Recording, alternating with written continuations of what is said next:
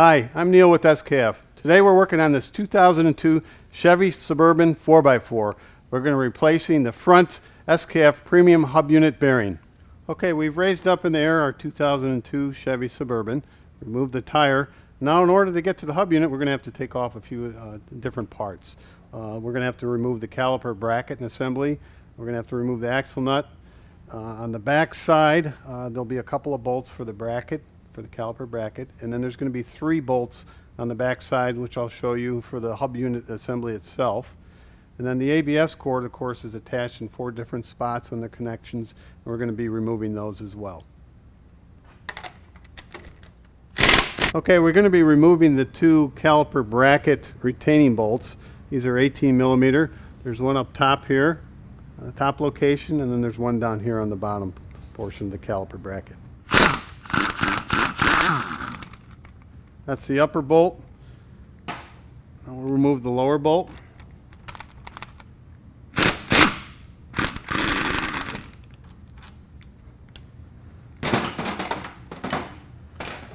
We have to slide off this bracket. Sometimes you have to pry it just a bit from the caliper assembly itself, from the brake rotor.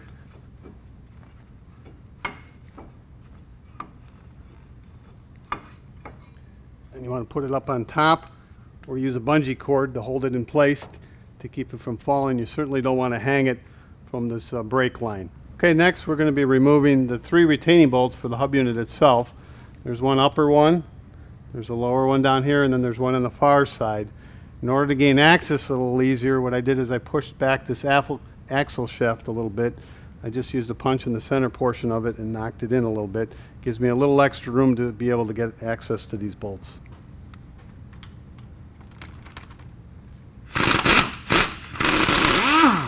This upper bolt is sometimes harder to get at because of the access.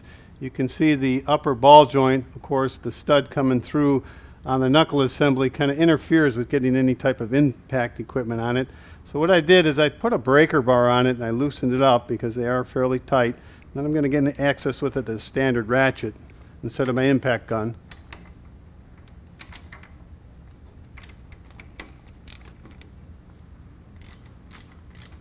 Okay, and then we're going to go to the other side, remove that bolt.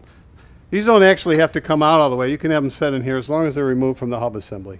Okay, we're going to be removing the 3rd retaining bolt. And this one you can gain access with your impact gun. Again, it was a 15 millimeter socket. And that one comes right out of place. Next, we're going to be working on disconnecting the ABS cord. This is where the ABS sensor cord is connected to the hub assembly. You can see right here it's just a little Allen head, and that's the sensor head. But the cord strings through the back plate, and we're going to be removing that next.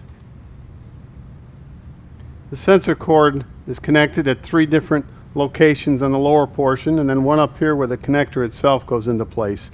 Most of these are just what they call a Christmas tree style, and you can pull those right off. If one happens to break, don't worry, the new SKF hub unit has the new sensor cord Christmas tree connectors with it.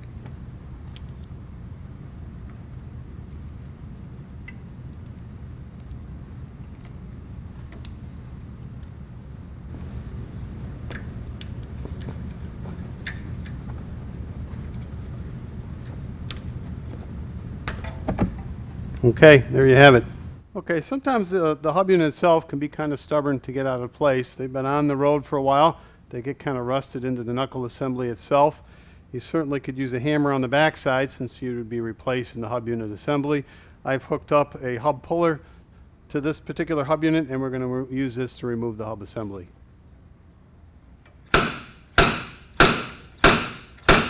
You'll see that the backing plate will come off with it. That's okay. Get that back into place. Before we reinstall the new hub unit assembly, you can see that this knuckle has built up a lot of rust inside the assembly. We're going to clean this all out. Otherwise, if you leave that in there, try to seat the new hub unit, it may not preload correctly or even seat correctly. Okay, to reinstall the new unit, I lined up the backing plate, fed through the ABS cord through the back of the backing plate. I got the knuckle assembly cleaned out. I also added a little bit of grease on the back side of the hub unit. This will aid in ease of installation, also removal if you have to do any other front end work at a later date. Okay, we have the new hub assembly lined up. We got the CV shaft back through. What we want to do is seat the back bolts first, and we'll show you the tightening setup for those. Those also should be torqued to specifications. We'll tighten those up, and we'll show you how to set the preload also on the axle nut. Okay, we're just going to snug up these 3 retaining bolts on the back of the caliper. I did most of these by hand just to get them tight and in place. And what I'm going to do next is I'm going to use my torque wrench gun, and we're going to set the specification on all 3 of those bolts. We're about to hook up the ABS sensor cable to the harness side. We want to make sure that this harness side weather pack connector is still in place and in good shape before we plug this in. Otherwise we can cause some ABS problems down the road. This one's in good shape. We're going to go ahead and plug this one back in. Okay, we're ready to install the washer and the new axle nut. Okay, I put the rotor back on. I helped hold it in place with a couple of axle nuts so it doesn't move around on us. Then we're going to reseat the caliper bracket back into place. We're going to bolt up and torque our 2 retaining bolts.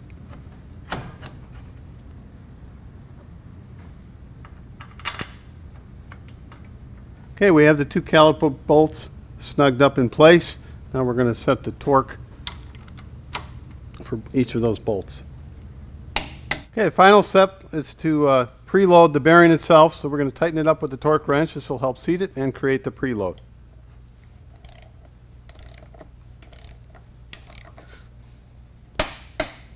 Thank you for watching this video today, and remember, when choosing a replacement part for your vehicle, don't compromise safety. Install confidence with SKF bearings and seals. For complete product information, visit skfpartsinfo.com or follow us on Twitter at skfpartsinfo.